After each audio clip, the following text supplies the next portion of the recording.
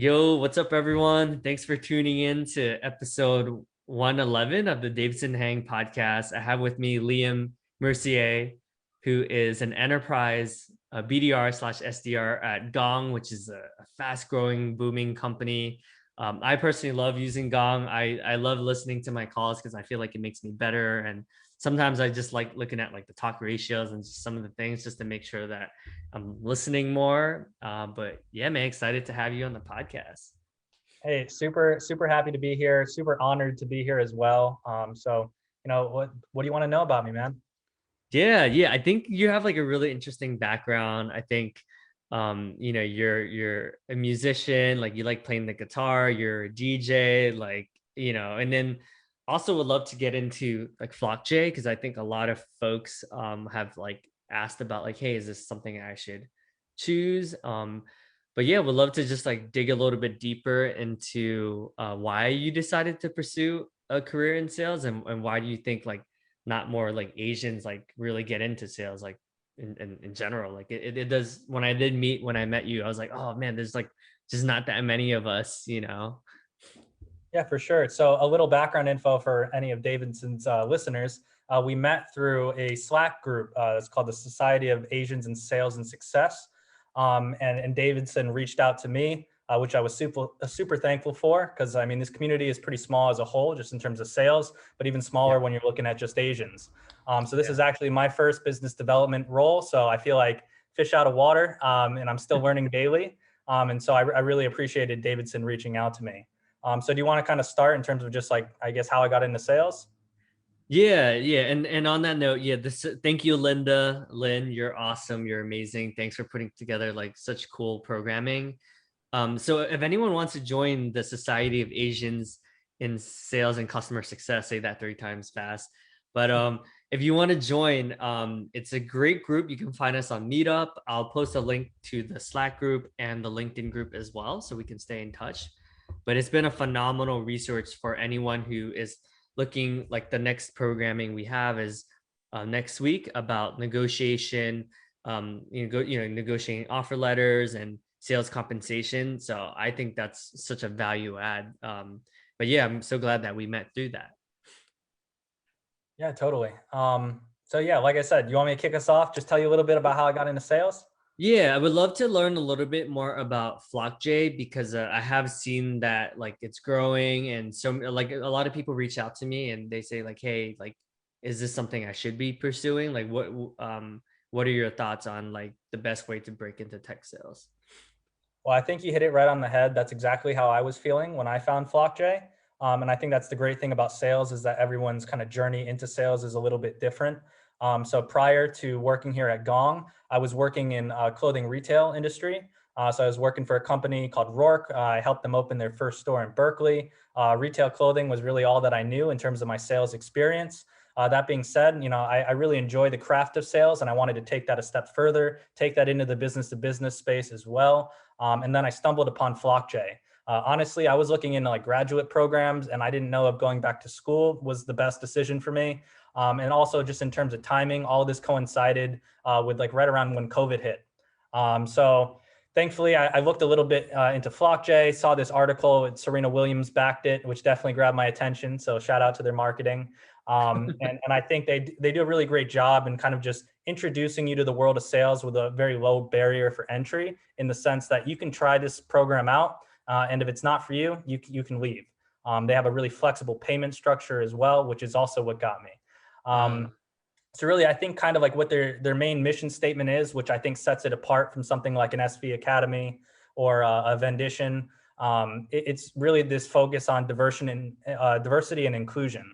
hmm, So they're really trying to change the landscape of what tech looks like, hmm, because I'm sure, as everybody knows across the board, there's a lack of diversity. hmm, And so I really commend Flockjay for taking action there. So just in terms of my own cohort or class, I was surrounded by many people who looked like me, many people who didn't.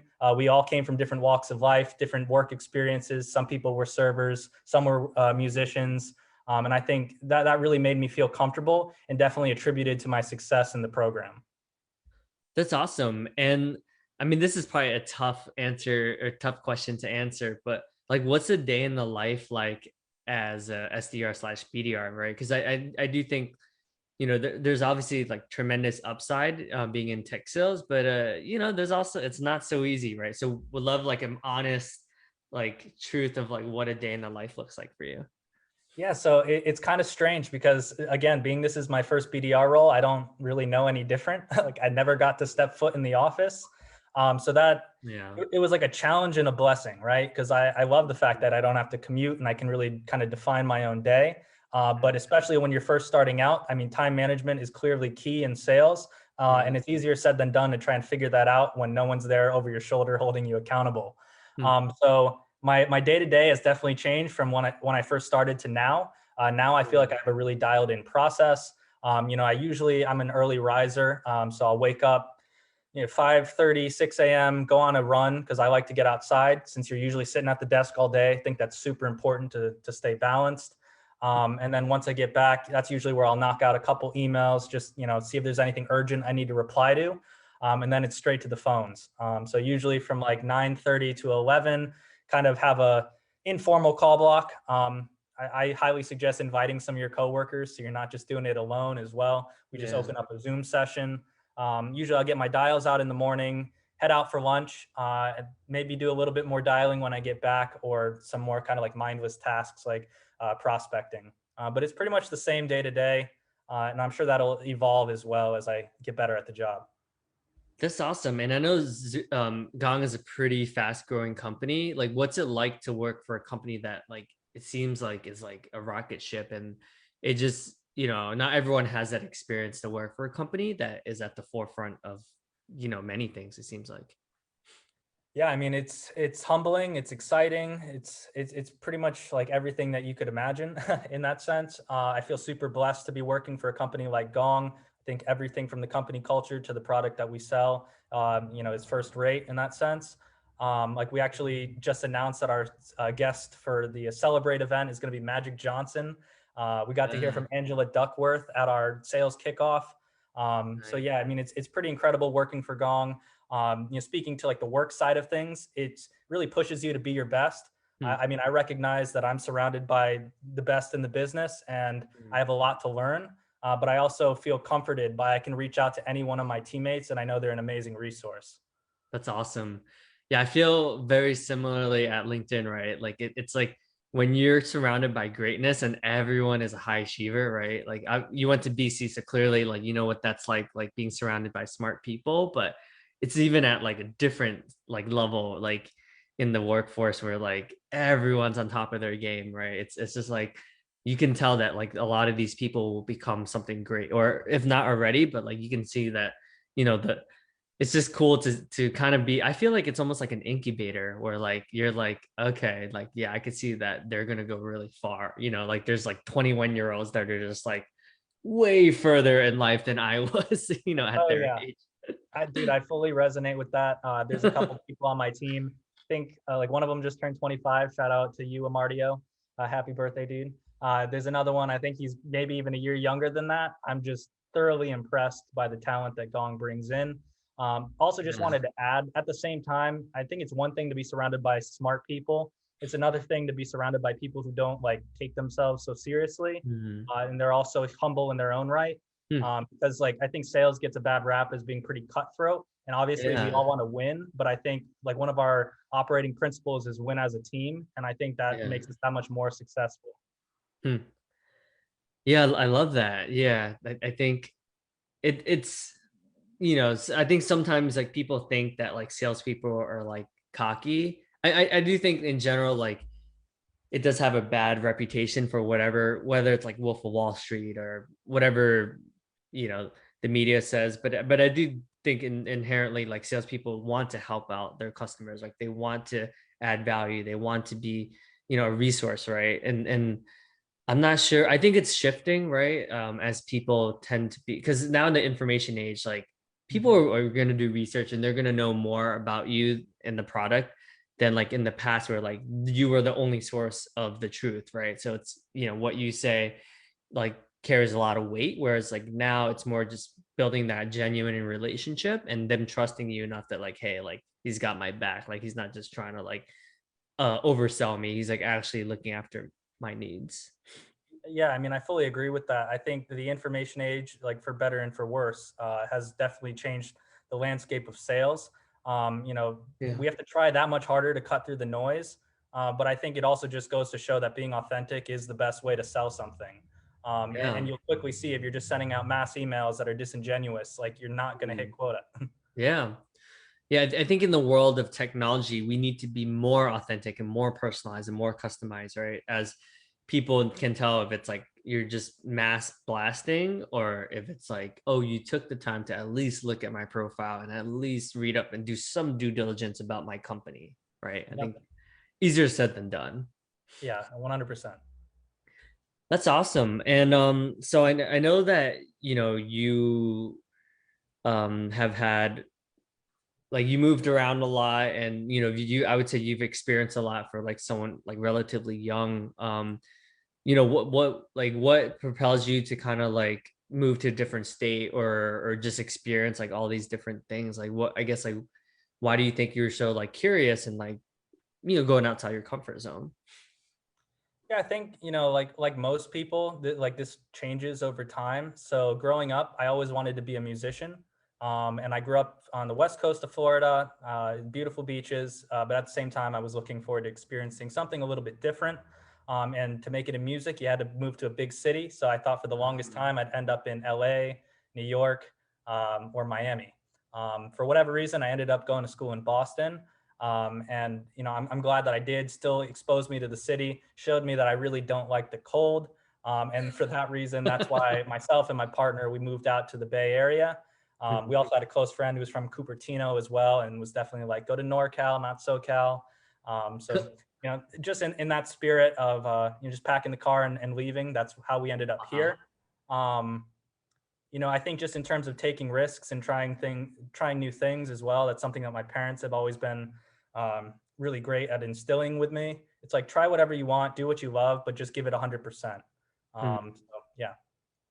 That's awesome. Yeah, that's so cool. And I don't know if you're like open to sharing more about this, right? But could you share a little bit? Because I do think like if your parents is someone who's kind enough to like, adopt a child, like they must have like a pretty big heart, right? So what would you say like are some of the things you learned from your parents, other than what you just shared with us about the 100%? Yeah. Well, my parents are just like incredibly good people. And then I think an extension of that is like your family doesn't have to look like you. So I think like the most common question that people who are adopted get are like, do you miss your real parents? Do you know your real parents? Do you want to look for them? All of those are super valid questions. They're definitely things that are on my mind, like, even today. But at the same Mhm. time, it's like your parents, like my adopted parents, just feel like my normal parents. It doesn't feel any different. Mm. And maybe that's just because I was adopted at such an early age.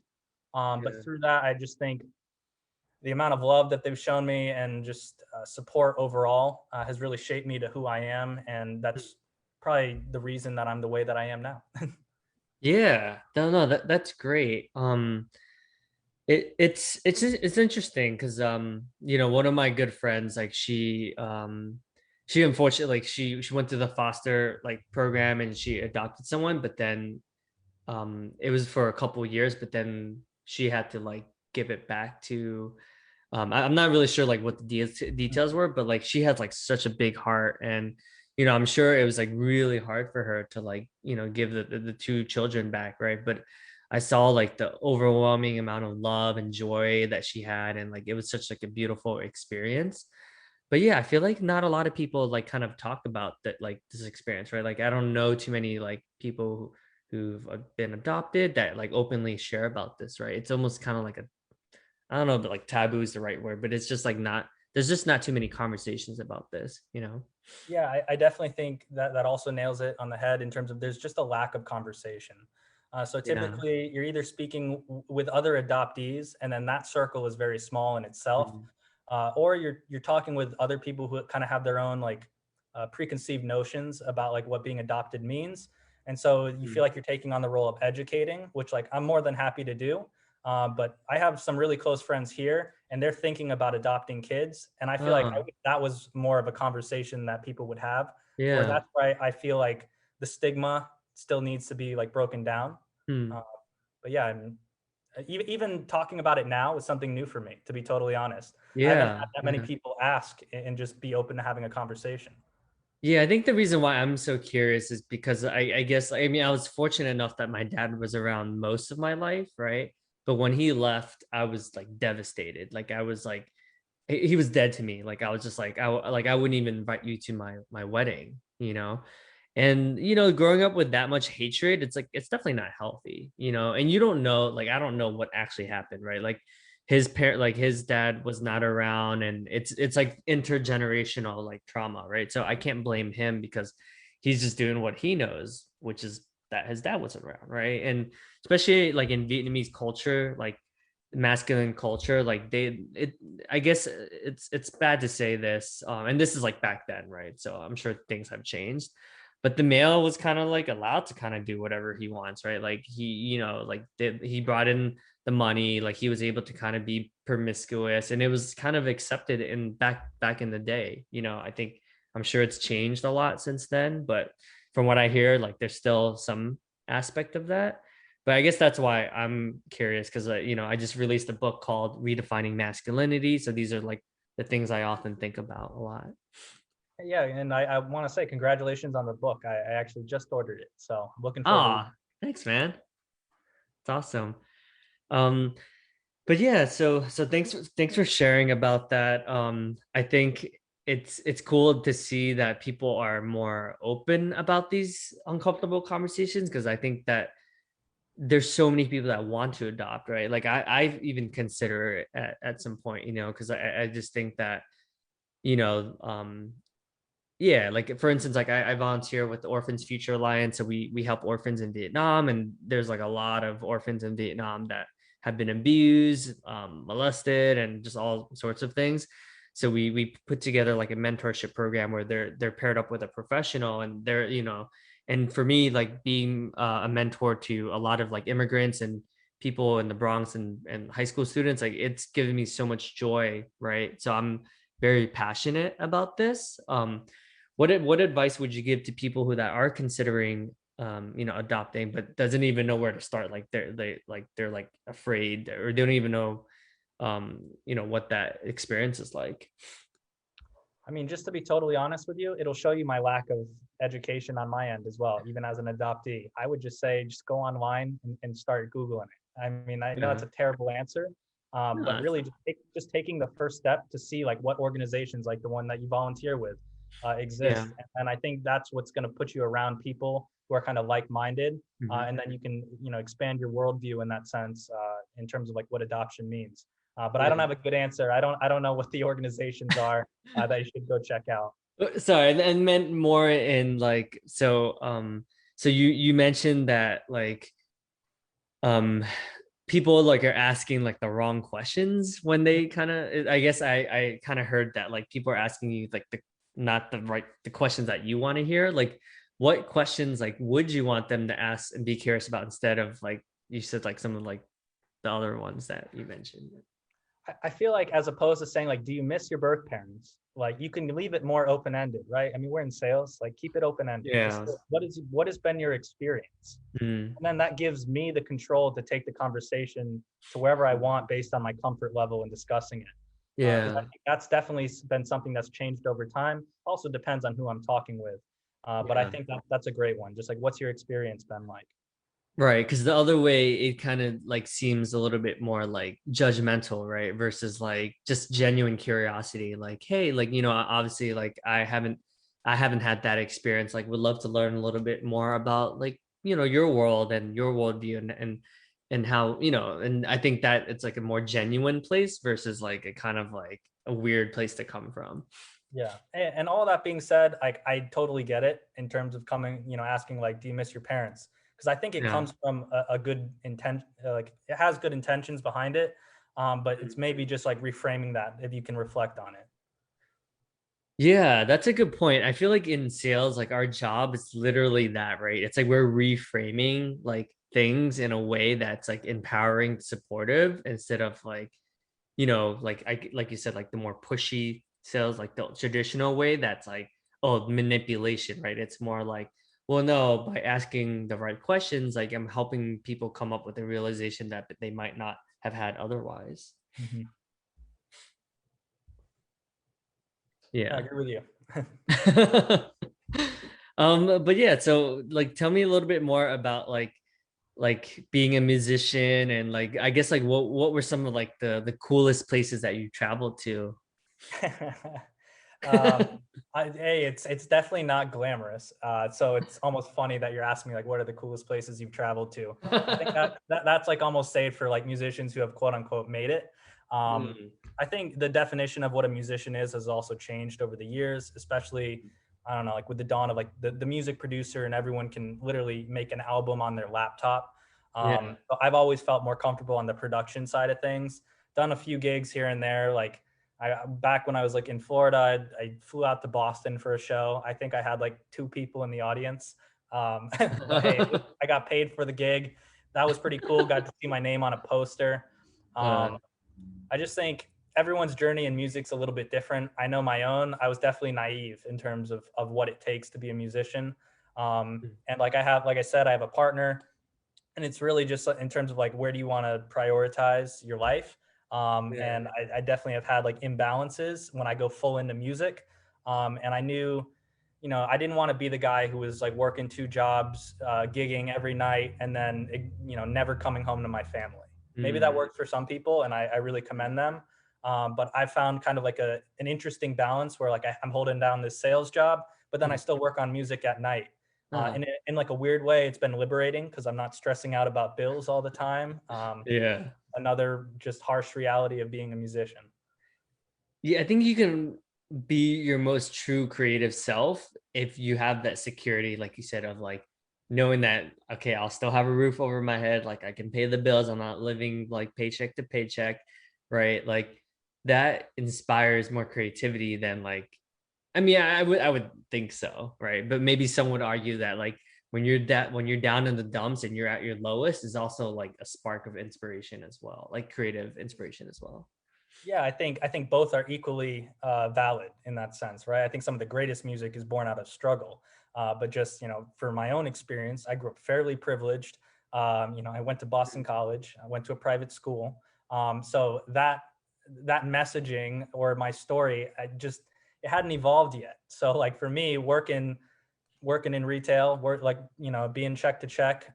That's kind of was my example of struggle, and I know that kind of pales in comparison to a lot of people, but it was still something that I had to go through Yeah. to kind of grow as a person.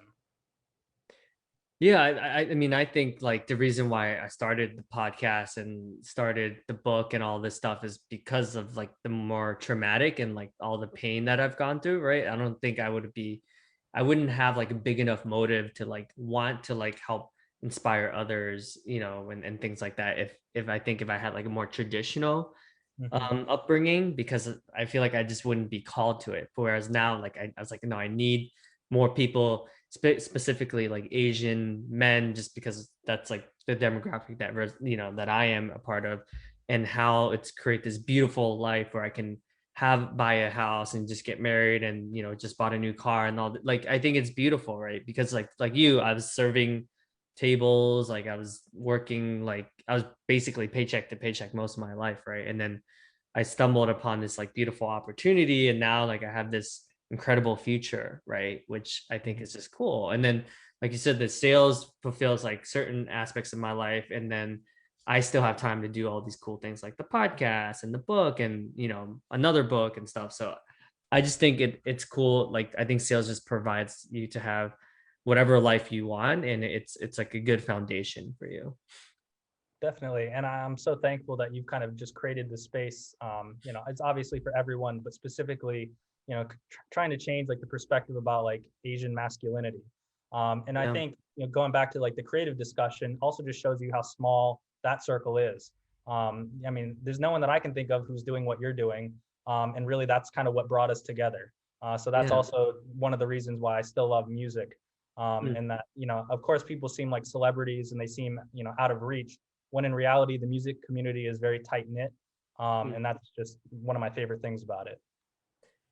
Yeah, and I think like what music, I honestly is probably like one of the very few things that can connect like so many people together, right? Like when I go to like a EDM festival and just being so connected to the thousands of people, like it's rare to feel that like almost spiritual like vibration where like it's so weird, but sometimes like when I'm there I'm like, wow, this is like the perfect moment. Like I just feel so present, so connected, and I feel like there's not that many other things that has that pull on people like that. Yeah, well, especially today. I mean, like we were saying, like the information age, I think has definitely left us more disconnected, ironically. And so hopefully we can get back to concerts soon enough. But I definitely think that Yeah. music is a great communal thing that brings us together. Yeah, I think technology can be both, right? It can be good, like it connected us, obviously, which, we're thousands of miles away, which is great. But yeah, I would say for the most part, it's also made us like only see certain aspects, like the polished, like the PR version of ourselves, and that's disingenuous because like people that actually know me or you or whoever, like it doesn't only look like rainbows and butterflies all the time. It's like there's a lot of pain and sorrow, and there's a lot of other emotions other than like, oh, this is when I got my promotion, or this, which is great. I think it's great to celebrate that, but there's also like the other half of our lives that we don't share with others, like through social media. Yeah, and I think to that point, I think it's really great, or all the more reason why like these conversations are important. Obviously podcasting is a huge thing nowadays, but Yeah. usually those podcasters like Joe Rogan, they're still celebrities, right? Yeah. And I think they can still have a profound impact on people. I mean, of course, I listen to them as well, but I think being able to listen to a podcast like this, where we're just two regular guys, just Yeah. being vulnerable here. I feel like that might inspire other people to just be a little bit more open. You exactly, you read my mind. That's exactly why I started this, because it was like, all right, yeah, I can listen to Elon Musk, but like, how many similarities do we really have? Like, am I Mhm. going to be the next Elon Musk? Probably not, as much as I would like to be. But like, when other dudes, like maybe 21-year-olds right out of college, and they're like, dude, I have no idea what I want to do. Like, I think my mom wants me to do this, but I don't Mhm. want to do that. Like, they can listen and be like, crap, like, maybe I should get into sales, Yeah, That's the dude, goal. 100%. Yeah. That's awesome, man. Well, yeah, no, I appreciate you sharing. What would love to learn like a little bit more about like how you think being like when during your musician days, like how you think that actually has helped you become a better like sales professional.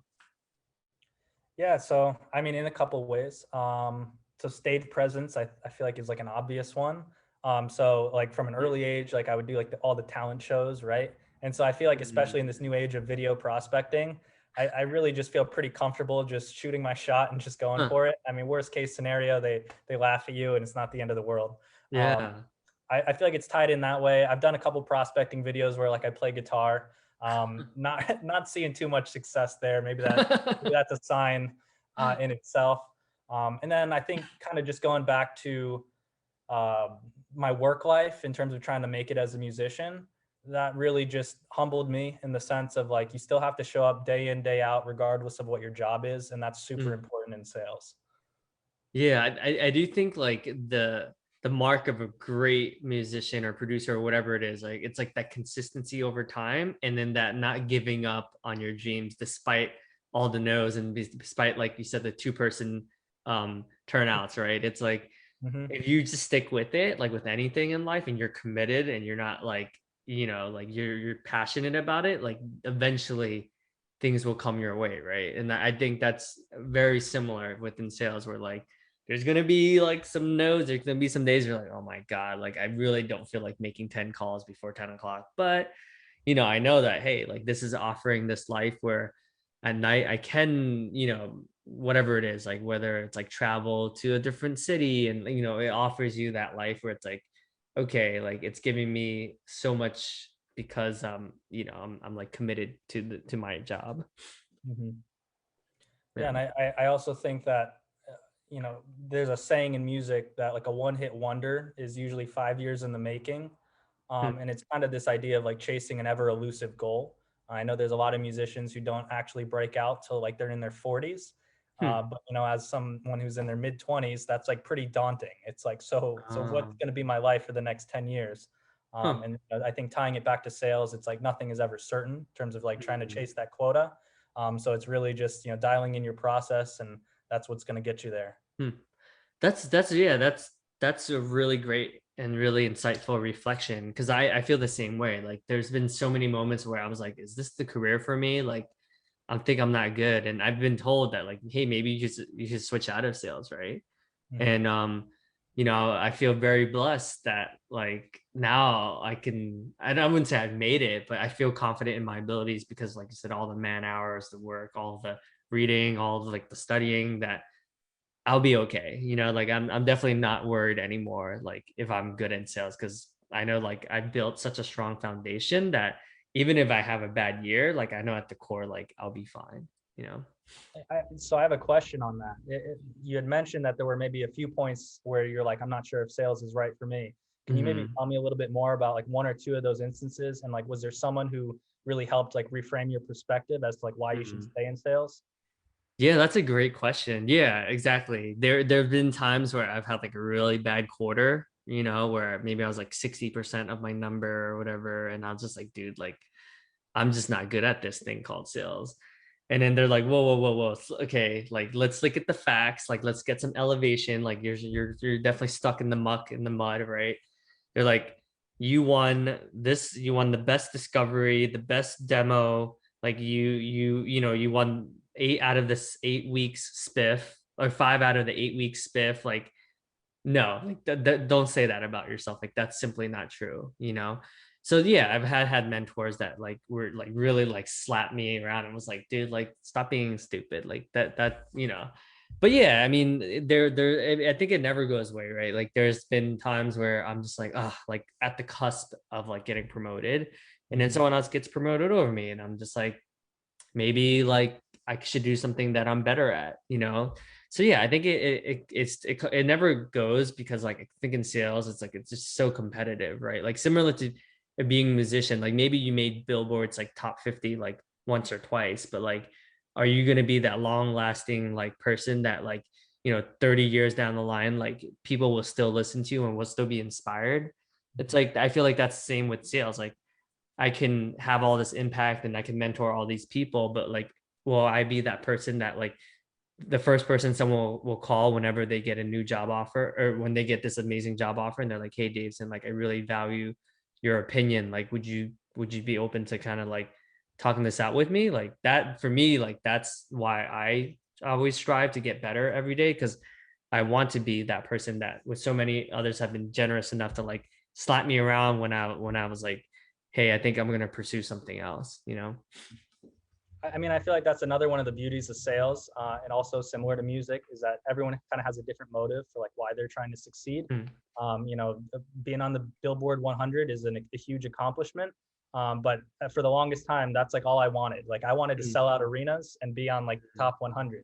Whereas like as your taste in music evolves, you learn a little bit more about how things work behind the scenes in the music industry. You recognize that you don't necessarily need that validation to be considered a mm, successful musician. If that's what you huh, aspire towards, like that's great. But I think in the same thing with sales, like there's some people who they want to be number one every single month. mm, Um, and maybe that works for them. It doesn't work for me because mm. I know like when I'm looking at how I'm doing versus everyone else, kind of makes me feel bad about myself if I'm Yep. behind. So maybe someday I'll be like that, but definitely not. I try to focus on like myself, my process, and celebrating what wins that I have.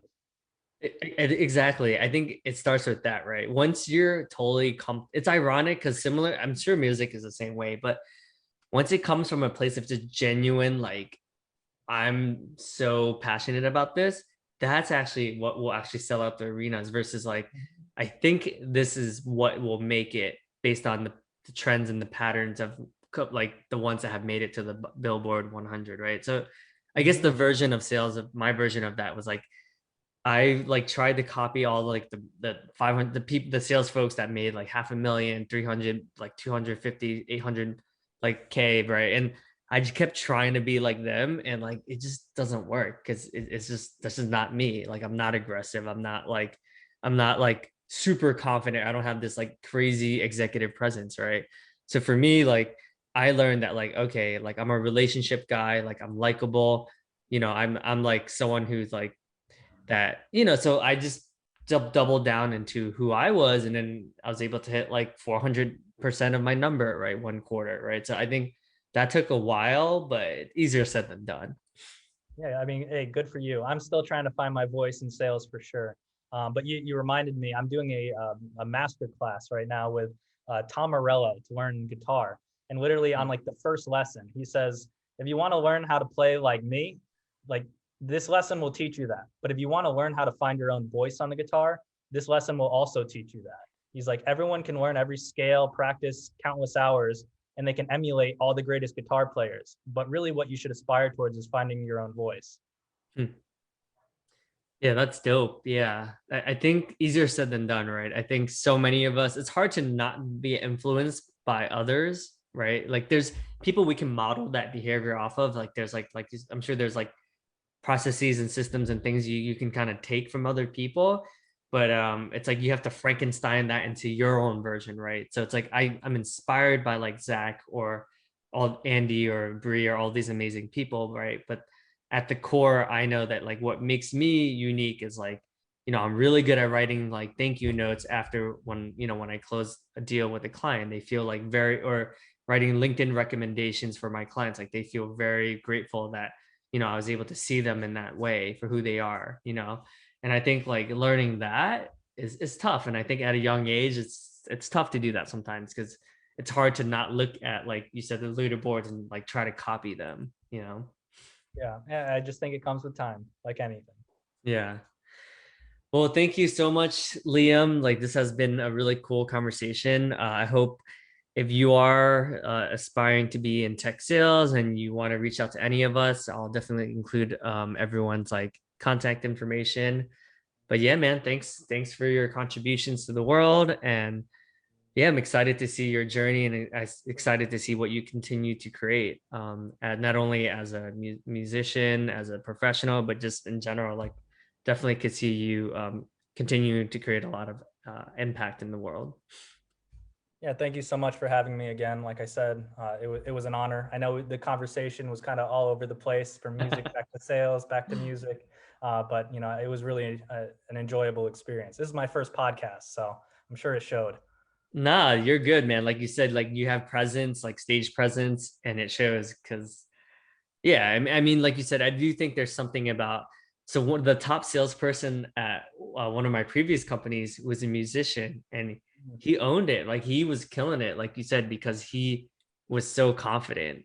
And we sold to hedge fund managers that were like, he didn't. I don't even think he got a college degree, but meeting with like MIT, Harvard, Yale, like MBAs all day, like he owned it, right? Whereas like I was literally like a coward. Like I was just like, I felt so insecure, right? But so there's something to be said about that for sure.